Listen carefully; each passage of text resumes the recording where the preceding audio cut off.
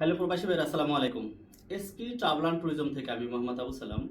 আপনারা দীর্ঘদিন যাবৎ সাধারণ ক্ষমার বিষয়ে কিছু জানতে চেয়েছেন। আজ আমি আলোচনা করব সাধারণ ক্ষমার বিষয় নিয়ে। তো প্রথমত কথা হচ্ছে, যারা দীর্ঘদিন যাবৎ ভিজিট ভিসা নিয়ে দুবাইতে আছেন, কারোর 2 বছর, কারোর 5 বছর, কারোর 10 বছর, আপনি ভিসা লাগাতে পারেননি, আপনার ফাইন এবং অ্যাবসকন্ডিং হয়েছে।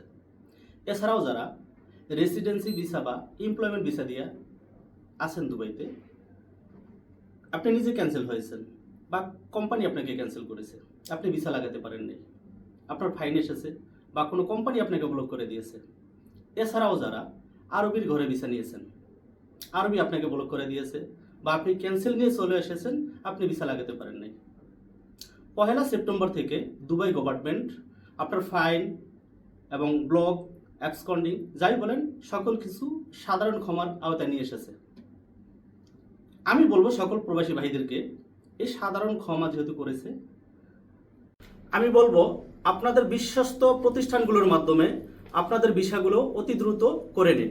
এছাড়াও যারা আউটপাস নিয়ে বাংলাদেশে চলে যেতে চাচ্ছেন, তারা অবশ্যই বাংলাদেশ থেকে আবারও দুবাইতে আসতে পারবেন। সবাই ভালো থাকবেন, সুস্থ থাকবেন। আসসালামু আলাইকুম।